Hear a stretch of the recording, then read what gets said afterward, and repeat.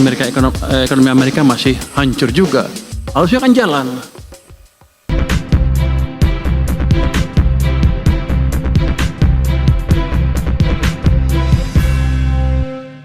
Untuk menjadi negara maju, di mana suatu negara keluar dari apa yang disebut middle income trap, suatu negara perlu tumbuh double digit selama lebih dari 10 tahun, hampir rata-rata. Jadi kalau kita menerima nasib dengan tumbuh 5% aja, udah bagus tuh, udah bagus. Ya kita dikutuk akan tetap berada di middle income trap seperti ini. Seperti sekarang. Ya kalau lagi senang maju, ini kalau agak susah dikit, misalnya lagi down ekonominya, rakyat susah lagi. Jadi kita nggak akan pernah bisa makmur kalau begitu caranya. Jadi ketika Pak Prabowo bilang kita akan menciptakan pertumbuhan ekonomi 8%, saya senang juga, bagus nih, kita kejar. Nggak gampang, tapi mungkin. Next. Ini kita lihat, saya sebutkan tadi, negara-negara yang mengalami pertumbuhan, yang menjadi negara maju. Itu Jepang, kalau Jepang kan kita tahu sekarang pertumbuhannya rendah sekali, 0,1. Tapi kita lihat di tahun 60-an, tumbuhnya itu double digit. Dalam waktu yang cukup panjang. Selamat datang Pak Misbakun. Pak Misbakun bos saya, sebentar lagi saya menghadap dia di sore hari ini. Jadi saya harus sambut beliau. Yang di sebelah kanan, Korea Selatan, sama juga. Double digit selama puluhan tahun. Contoh yang lain, Cina, sama juga. Double digit selama 10 tahun lebih. Makanya Cina sekarang sudah mau menyaingi atau menyusul Amerika Serikat. Next. Jadi kalau kita mau menjadi negara maju, kita harus berani menuju menciptakan pertumbuhan ekonomi yang lebih tinggi. Dan senjata kita cukup besar. Kan orang sering bilang, oh globalnya rusak. Nggak apa-apa kalau kata saya. Domestic demand kita itu adalah konsumen ditambah dengan investasi, itu hampir 90% dari kekuatan ekonomi kita. Kalau kita manage itu dengan baik, ya kita bisa tumbuh dengan baik juga. Cuman sayangnya, orang-orang kita sering lupa. Domestic demand-nya diganggu oleh kebijakan kita sendiri, sehingga ekonominya nggak bisa lari. Next. Iya tadi rapat pertama, habis itu dipanggil lagi kita bahas tentang percepatan untuk transisi energi. Kita mau bangun solar panel yang satu desa itu 1 sampai 1,5 gigawatt. Jadi ke depan itu kita akan bangun kurang lebih sekitar 80 sampai dengan 100 gigawatt. Itu yang tadi kita bahas teknis. Yang kedua kita juga bahas tentang beberapa perkembangan terkait dengan kelanjutan daripada Freeport. Saya dipanggil untuk ditanyakan tentang kesepakatan. Dan tadinya awalnya kan kita sepakat untuk penambahan saham 10% Freeport. Tapi tadi berkembang negosiasi yang insya Allah katanya lebih dari itu. Nah, saya diminta untuk bisa melakukan komunikasi percepatan, dan kalau itu sudah fix, insya Allah Freeport akan kita mempertimbangkan untuk melakukan kelanjutan daripada kontrak. Dan sekarang kita tahu bahwa kondisi di Timika, di underground, itu ada terjadi longsor, dan saya sudah melaporkan kepada Bapak Presiden, dan tim kami sudah ada di Timika sejak beberapa hari yang lalu. Nanti kita menunggu laporan perkembangan terakhirnya. Tapi orang di dalam masih dalam posisi terjebak dan belum ada informasi, dan proses pencarian masih tetap di dalam. Pak, soal operasionalnya akan tetap jalan apa gimana Pak? Gimana? Karena ini kan masih ada yang terjebak dan masih longsor, ini operasional penambangan tetap jalan atau berhenti sementara? Sekarang berhenti sementara. Semua fasilitas, personil, semua lagi fokus untuk bagaimana menangani bencana yang ada di sana. Ya. Pak, soal solar panel itu Pak akan melibatkan investor asing nggak? Pasti. Karena solar panel 100 gigawatt itu kan cukup besar. Sementara kapasitas industri kita di sini hanya satu tahun tidak lebih dari 5 gigawatt. Nah, oleh karena itu pasti kita akan mencari investor asing dan bisa berkolaborasi dengan pengusaha-pengusaha nasional dan BUMN kita, termasuk dalamnya adalah PLN. Saham Freeport mau nambah berapa, Pak? Pak, soal SPP. Alhamdulillah tadi awalnya kan penambahan saham Freeport itu kan 10%. Perkembangan yang terjadi di atas 10%. Berapa pastinya nanti saya akan umumkan setelah tanda tangan proses perpanjangan. Harganya murah, Pak, harga sahamnya. Untuk 10% lebih itu tidak biayanya sangat murah sekali karena valuasi asetnya kan kita anggap itu sudah nilai bukunya sangat tipis sekali. Tetapi itu kan terjadi untuk sampai dengan 2041 dan sekarang perhitungannya lagi di jalan. Target pembelian saham rampung kapan, Pak? Bentar lagi selesai ya. Pak, soal SPBU swasta dong Pak. Pak, soal SPBU swasta kan banyak yang kosong. Kan Bapak bilang bisa belinya ke Pertamina. Itu sebenarnya kayak gimana sih Pak alurnya? Jadi gini, saya kan udah ngomong beberapa kali menyangkut SPBU swasta. Yang pertama, SPBU swasta itu sudah diberikan kuota impor 110% dibandingkan dengan 2024. Ini biar clear ya, kita sudah memberikan kuota impor 110%. Jadi sangatlah tidak tepat kalau dikatakan kuota impornya tidak kita berikan. Contoh, 2024 si perusahaan A mendapat 1 juta kiloliter. Contoh ini ya. Di 2025 kita memberikan kuota impor 1 juta kiloliter plus 10%. Berarti 1.100.000 kiloliter. Nah, kalau masih ada kekurangan, kita minta untuk melakukan kolaborasi dengan Pertamina. Kenapa? Karena ini terkait dengan hajat hidup orang banyak. Cabang-cabang industri yang menyangkut hajat hidup orang banyak itu harus tetap dikontrol oleh negara. Supaya apa? Semuanya baik ya gitu ya. Di mana Pak caranya Pak? Pekerja dari Shell dan lain sebagainya kan banyak yang di layoff juga nih Pak. Sebenarnya mereka bisa melakukan kolaborasi dengan Pertamina dan kemarin saya sudah pimpin rapat dengan Pertamina dan wamen saya juga sudah pimpin rapat. Tapi nanti saya akan mengecek perkembangan terakhir dari tim yang kemarin saya bentuk untuk mengatasi ya. Berarti sampai akhir tahun. Punya teman Pak Jokowi udah pensiun kan. Pak Prabowo saya belum kenal waktu itu.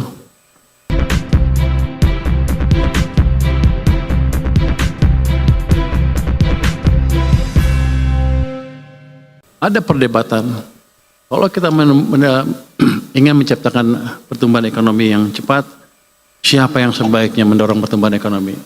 Pemerintah atau swasta? Waktu Pak SBY dulu mengambil alih kepemimpinan, dia cerita tentang buku yang disebut Commanding Height. Itu perdebatan antara private sector dan government sector.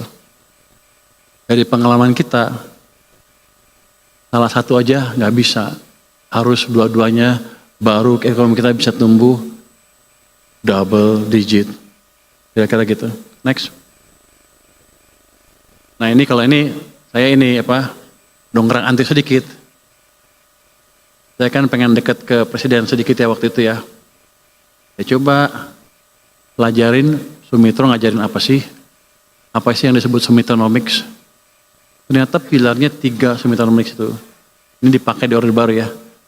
Pemerataan, manfaat pembangunan, stabilitas nasional yang dinamis, dan pertumbuhan ekonomi yang tinggi. Yang dikerjakan oleh Pak Ferry sekarang, itu dan lain-lain, itu adalah pemerataan manfaat pembangunan dan sekaligus menciptakan stabilitas nasional yang dinamis. Jadi program MBG sepertinya program yang aneh, bagi-bagi duit. Tapi kalau kita lihat filosofi ini, sebetulnya itu tujuannya adalah untuk menciptakan pemerataan pembangunan dan sekaligus menjaga stabilitas sosial politik. Itu program yang baik, hanya perlu didukung oleh satu lagi yang atas, pertumbuhan ekonomi yang tinggi. Next. Kita akan cerita bagaimana kita bisa menciptakan pertumbuhan ekonomi yang tinggi. Waktu mulai perang dagang, perang di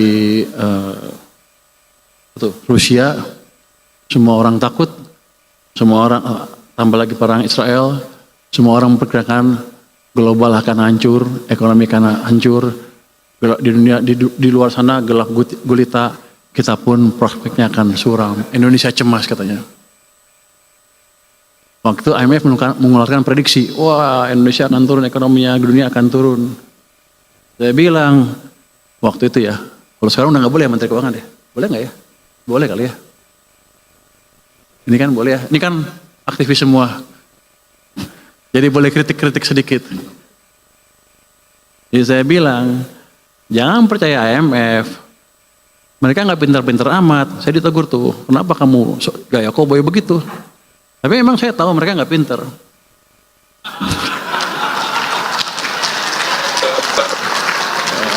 Ini nggak ada wartawan. Yang itu off the record ya. Terbukti dalam sebulan kemudian dia rubah lagi pertumbuhan global tadi diturunkan ke 2,8%. Berapa bulan kemudian dinaikin lagi ke 3%. Wah, kok begitu? Kita diturunkan ke 4,7. Berapa bulan kemudian lagi dinaikin ke 4,8. Saya yakin bulan depan dinaikin lagi. Menuju 5 lagi. Artinya apa? Memang ketika keadaan lagi goncang gitu, nggak ada yang bisa memprediksi dengan akurat. Ya orang kita aja yang agak-agak silau sama orang asing, begitu orang asing turunkan, kita ikut, kita akan suram. Saya bilang jangan takut, domestic demand kita kuat, kita jaga aja, selesai. Tapi yang ini menunjukkan bahwa ya kita jangan terlalu takut sama prediksi-prediksi asing, mereka nggak sepintar kita juga, nggak boleh ngomong gitu juga katanya. Nggak boleh ngomong mereka nggak sepintar kita. Itu panitia menuduh saya, kamu bilang IMF bodoh ya? Enggak, saya bilang mereka nggak sepintar saya. Dengan mengucap Bismillahirrahmanirrahim, kami serah terimakan Masjid Raya Al-Bakir Lampung kepada Provinsi dan masyarakat Lampung. Semoga nanti pemeliharaannya, tadi saya sudah minta kepada Bapak Gubernur untuk ditengok-tengoklah sekali-sekali supaya masjid ini bersih. Jangan sampai orang mengatakan bahwa kalau dibangun Islam maka semuanya akan kotor. Kita buktikan bahwa kita bisa bersih. Saya kira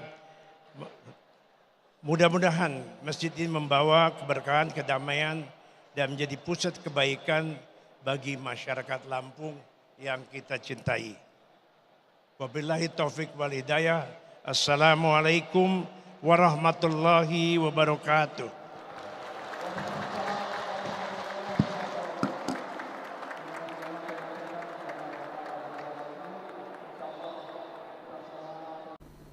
Nah, dari 8 program akselerasi pembangunan tersebut, yang pertama adalah magang lulusan daripada perguruan tinggi dengan kriteria maksimum fresh graduate 1 tahun. Apakah itu S1, D3, dan yang lain, itu di link and match-kan dengan dikerjasamakan dengan sektor industri, di mana penerima manfaat tahap pertama 20.000 orang, dan selama proses bekerja diberikan uang saku sebesar upah minimum UMP. Dan ini untuk 6 bulan dan anggarannya sudah disediakan sebesar 198 miliar. Yang kedua, mungkin yang terkait dengan perluasan PPh 1 ditanggung pemerintah yang kemarin sudah diperlakukan untuk sektor padat karya, ini dilanjutkan ke sektor pariwisata, hotel, restoran, dan kafe.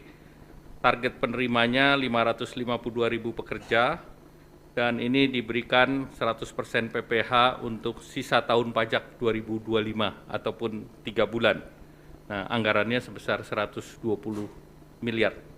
Ini bisa pindah ke slide berikut, slide 3. Kemudian bantuan pangan itu juga dilanjutkan untuk 2 bulan. Itu untuk 10 kg beras di bulan Oktober, November. Nanti kita evaluasi untuk bulan berikutnya, bulan Desember. Nah, itu diperlukan dana sebesar 7 triliun. Kemudian program bantuan iuran jaminan kecelakaan kerja dan jaminan kematian bagi pekerja bukan penerima upah. Jadi ini bagi pekerja bukan penerima upah itu adalah pengemudi transportasi online atau ojol ojek panggalan, supir, kurir, dan logistik. Target penerimanya adalah 731.361 orang. Diberikan diskon 50% untuk JKK dan JKM. Jadi JKK dan JKM itu tentunya kita berharap bahwa ini bisa diterima oleh ojol, dan dana yang diperlukan adalah 36 miliar dan disiapkan oleh BPJS. Nah ini JKK itu santunan kematian 48 kali upah, santunan cacat 56 kali upah, beasiswa 174 juta untuk 2 orang anak, dan jaminan kematian itu totalnya bisa menerima 42 juta. Kemudian manfaat layanan tambahan dari perumahan BPJS Tenaga Kerja. Kita tahu BPJS Tenaga Kerja punya program terkait dengan perumahan. Nah ini bunganya diturunkan. Jadi sebelumnya adalah BI rate plus 5%, ini diturunkan menjadi BI rate plus 3%. Kemudian untuk penerima manfaat di mana itu bisa untuk menyicil rumah, bisa untuk down payment, dan juga untuk para developer yang tadinya BI rate plus 6 diturunkan juga menjadi 4%. Ini seluruhnya dengan juga relaksasi slick dari OJK. Nah ini targetnya 150 miliar ditanggung oleh BPJS. Tahun ini ditargetkan sampai 1.000, namun tahun depan akan ditingkatkan jumlahnya karena ini akan mendukung program Bapak Presiden untuk menyediakan 3 juta rumah. Kemudian percepatan deregulasi PP 28, yaitu integrasi sistem kementerian lembaga dan juga rencana daerah tata ruang RDTR ke OSS. Nah ini akan didorong jumlah daerahnya tadi ditingkatkan bukan 50 tetapi ini 50 kabupaten kota, namun daerahnya menjadi 170 sekian kecamatan, dan diharapkan tahun depan juga bisa ditambahkan. Dan untuk RDTR itu disediakan dana 3,5 miliar per RDTR, di mana dari Badan Geologi Informasi Geospasial akan menyiapkan data, sehingga nanti OSS punya fiktif positif untuk 20 hari kerja. Sehingga kalau ini tidak selesai maka otomatis akan berlaku, dan itu kebutuhan dananya diperkirakan sekitar 1 triliun. Kemudian pilot project beberapa program di kota-kota besar, salah satunya adalah di Jakarta untuk gig ekonomi, di mana ini semacam working space, dan ini akan diikuti oleh piloting di berbagai daerah lain, Jabar, Jateng, Jatim, Banten, Bali, Manado, Makassar, dan Batam. Kalau di Jakarta menggunakan dana yang sudah tersedia di Jakarta, dan juga akan mendorong dana yang ada di Ekraf.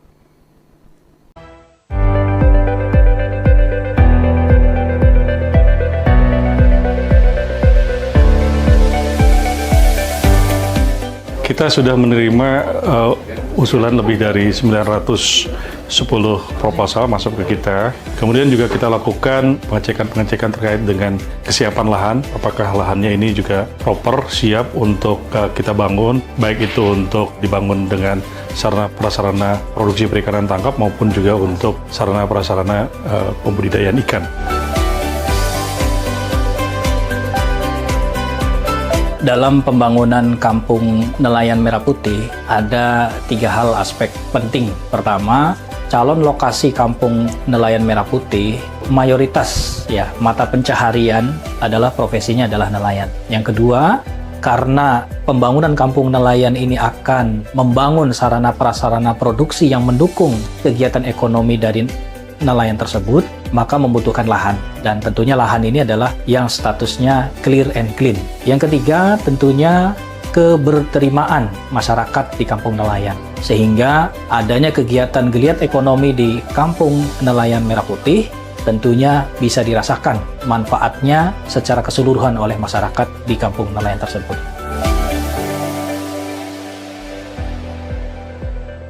Aspek utama yang harus dimiliki oleh suatu daerah atau lokasi agar menjadi KNNP PP tadi adalah yang pertama, kampung itu harus berisikan orang-orang yang menjadikan budidaya budidaya sebagai profesi utamanya. Kemudian yang kedua, mereka memiliki lahan berupa hamparan dalam satu kawasan begitu ya. Sehingga ketika nanti program ini masuk ke sana, mereka sudah siap secara SDM-nya, juga siap secara lahannya. Jadi tantangannya adalah sebetulnya yang pertama mengintegrasikan parameter-parameter penting dari 4 sektor tadi, dari aspek sosial ekonomi, kemudian perikanan tangkap, kemudian perikanan budaya dan penguatan daya saing. Nah ini terutama sekali terkait untuk pemilihan bobot mana yang akan ingin kita tonjolkan untuk melaksanakan arahan Pak Menteri, yaitu terkait dengan peningkatan produksi. Kemudian tantangan yang kedua adalah perspektif spasial dari lokasi ini. Lokasi ini perlu dilihat dengan sekitarnya, apakah dia terisolasi, dekat dengan infrastruktur pelabuhan, dekat dengan transportasi laut yang mudah untuk memasarkan produk. Nah ini yang sedang kita dalami. Kami berterima kasih terkait dengan antusiasme dan apresiasi sekali begitu banyaknya proposal yang masuk. Kita akan membangun seluruh kampung-kampung nelayan yang ada di Indonesia ini secara bertahap dan berkesinambungan, yang pada akhirnya tadi semua proposal-proposal ini itu nanti secara bertahap kita bisa bangun. Nanti kita akan komunikasikan. Jadi butuh kerjasama semua pihak agar kita betul-betul bisa membangun 1.100 lokasi yang kita harapkan sebagai modeling secara keseluruhan untuk nanti bisa kita terapkan pada lokasi-lokasi lainnya. Uangnya udah nongkrong di sana. Sekarang saya duga para dirut bank pusing mau nyalurin kemana. Tapi saya pikir dengan cara itu paling enggak kalau mereka belum bisa nyalurin karena mereka punya uang lebih, dia nggak akan perang bunga lagi, bunga akan cenderung turun, itu akan berdampak ke ekonomi dengan itu sendiri ya. Bisa bunga pinjaman turun, bisa juga bunga deposit turun, yang jelas cost of money turun. Jadi yang punya uang nggak ragu untuk belanjain, yang mau pinjam ke bank nggak ragu untuk pinjam. Untuk alokasinya sebetulnya niat saya adalah suka-suka banknya. Tapi kalau banknya agak bingung, nanti ada guidance di mana mereka bisa memanfaatkan uang itu untuk membantu program-program unggulan pemerintah. Jadi win-win solution ya. Jadi kalau mereka bisa pakai saluran ya salurin, kalau nggak bisa ya ke situ. Jadi mudah-mudahan, hampir pasti ekonomi akan berjalan lebih cepat. Setelah 6 bulan. Saya udah hitung, ini pertanyaan banyak orang, apakah setelah 6 bulan akan ditarik oleh pemerintah. Saya bisa hitung bahwa biasanya uang pemerintah yang disimpan di bank sentral itu lebih di atas itu. Jadi kalau 200 triliun aja tidak akan mengganggu kondisi saya. Dalam pengertian saya tidak harus terpaksa menarik dari perbankan dalam keadaan kepepet. Jadi harusnya itu jumlah yang cukup sustainable untuk di bank maupun untuk berprata pembiayaan program pembangunan yang lain. Enggak, taruh aja di situ terus. Saya nggak perpanjang, biarnya seperti itu. Jadi ini kan nggak ada termnya sebetulnya. Yang kemarin dia bilang 6 bulan itu salah. Yang anak buah saya selalu nulis. Pada dasarnya seperti itu aja. Seperti saya naruh uang di bank suka-suka saya sampai kapan. Muter di situ supaya muter di perekonomian. Biar banknya mikir, tambah nanti kita lihat kondisinya. Sekarang aja udah pusing, lu minta tambah. Lu ngomong ke dirut bank deh, dia udah pusing, aduh dikasih duit banyak nih, waduh. Tahu nggak Anda, pada waktu saya mau nyalurin 200 triliun, banknya bilang apa? Saya hanya sanggup menyerap 7 triliun. Saya bilang enak aja, kasih ke sana semua, biar mereka mikir. Jadi bukan saya lagi yang mikir, mereka yang mikir.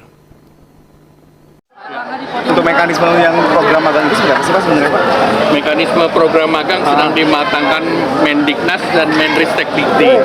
Tetapi salah satunya adalah mereka yang eligible adalah yang lulus maksimal 1 tahun. Sehingga bisa fresh graduate bisa ditangkap. Nanti mereka itu magangnya di perusahaan milik negara apa swasta Pak? Perusahaan semuanya bisa. Semua bisa. Swasta atau milik negara. Dan akan ada kerjasama link and match antara perguruan tinggi dan perusahaan-perusahaan tersebut. Ini sudah bisa mulai berarti kuartal ketiga atau bulan Oktober itu Pak? Kita berharap di kuartal keempat ini udah bisa mulai. Hanya di Jakarta aja atau beberapa daerah juga, Pak? Seluruh Indonesia. Seluruh Indonesia. UMP-nya berarti disesuaikan dengan Sesuai dengan UMP daerah masing-masing. 6 bulan Pak digaji oleh pemerintah. 6 bulan. 6 bulan. Oke. Ya, terima kasih. Terima kasih, Pak.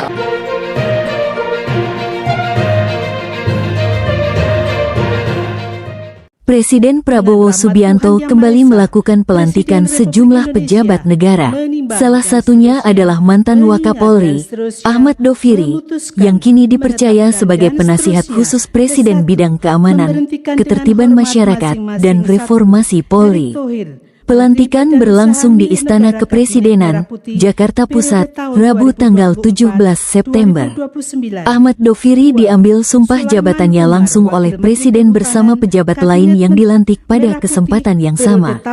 Doviri dikenal sebagai perwira tinggi Polri yang pernah menduduki jabatan Wakapolri sebelum memasuki masa pensiun. Kini, ia kembali masuk lingkaran pemerintahan untuk memberikan masukan khusus di bidang keamanan dan reformasi kepolisian. Mengangkat masing-masing: 1. Angga Raka Prabowo sebagai Kepala Badan Komunikasi Pemerintah. 2. Muhammad Kodari sebagai Kepala Staf Kepresidenan.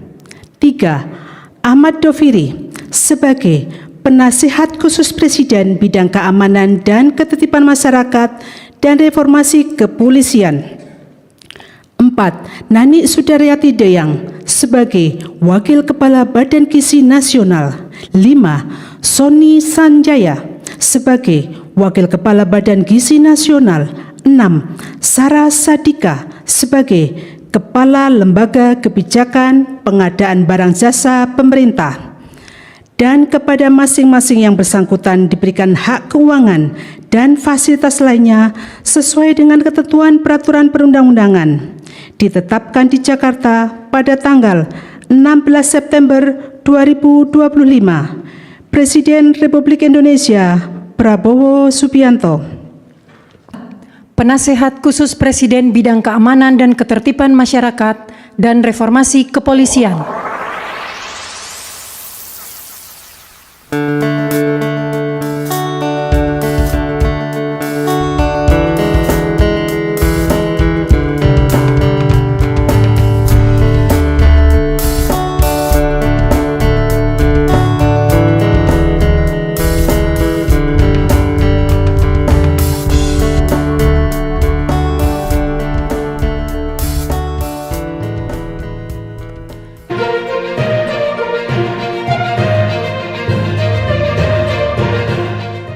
Wapres Gibran tinjau fasilitas RSUD Merauke, sapa pasien dan apresiasi tenaga kesehatan.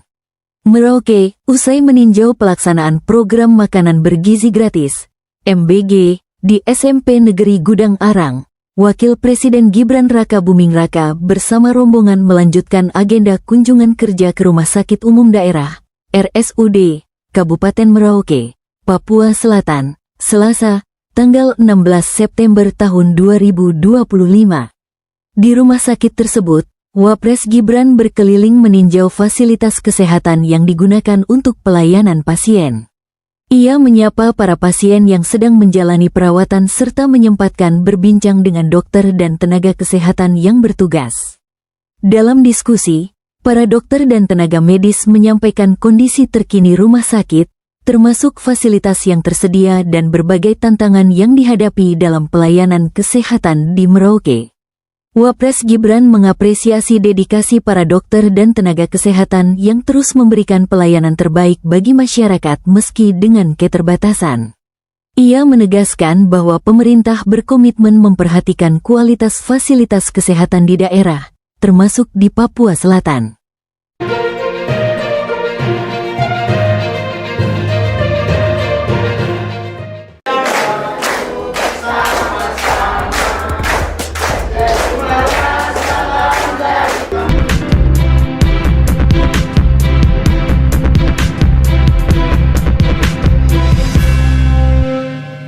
Wakil Presiden Gibran Raka Buming Raka tiba di Kabupaten Merauke, Papua Selatan. Agenda pertamanya adalah meninjau pelaksanaan program makanan bergizi gratis, MBG, di SMP Negeri Gudang Arang, Kelurahan Kamahedoga, Distrik Merauke. Didampingi rombongan, Wapres Gibran disambut hangat para siswa dan guru. Ia memantau langsung pembagian makanan bergizi, sekaligus berbincang dengan siswa-siswi tentang kegiatan belajar mereka. Kehadiran orang nomor 2 di Indonesia itu membuat suasana sekolah menjadi semarak. Tak hanya berhenti di lapangan, Wapres Gibran juga berkeliling hampir ke seluruh ruang kelas. Ia memperhatikan kondisi fasilitas belajar, bangku, hingga sarana penunjang pembelajaran yang digunakan sehari-hari. Menurut Wapres, pemantauan langsung ini penting karena program MBG merupakan langkah strategis dalam mendukung visi Presiden Prabowo Subianto menuju Indonesia Emas 2045.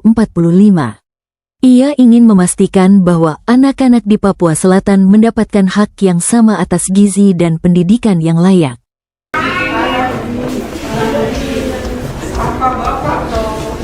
Halo Pak. Bapak Wakil Presiden. Bapak Wakil Presiden.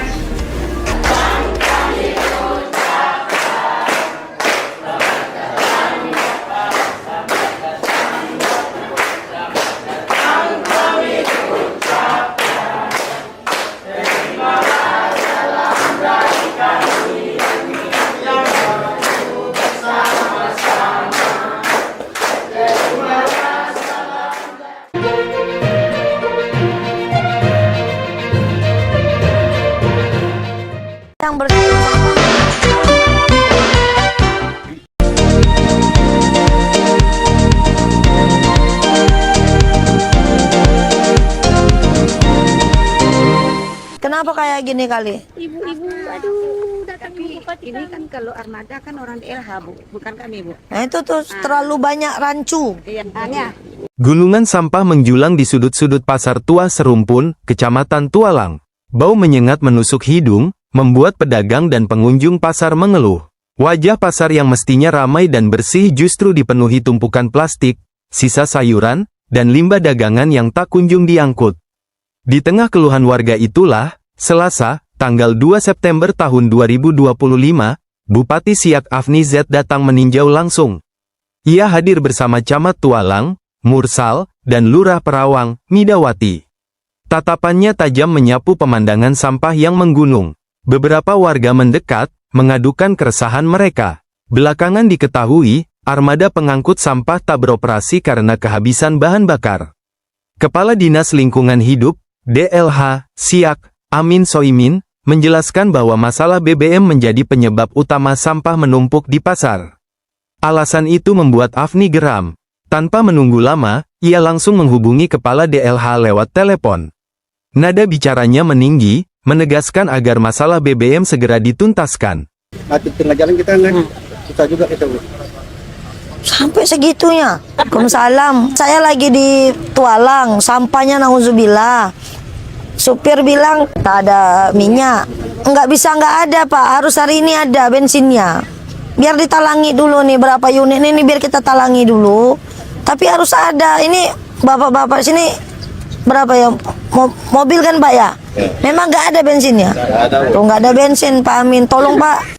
Harus hari ini Pak dan harus pagi ini. Karena kan mobilnya nggak mungkin nggak kerja. Sampah udah sampai ke jalan, pada ngisi bensin tuh orang sampah. Ya nggak boleh nggak ada bensinnya. Kalau mobil kayak gini harus ada.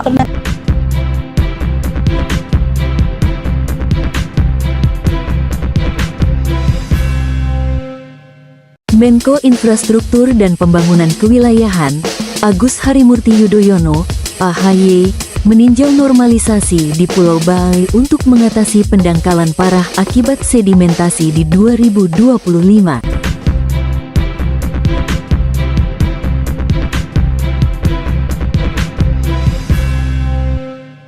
AHY menyepakati pengerukan alur kapal dan normalisasi garis pantai yang terabrasi agar aktivitas pelayaran kembali lancar.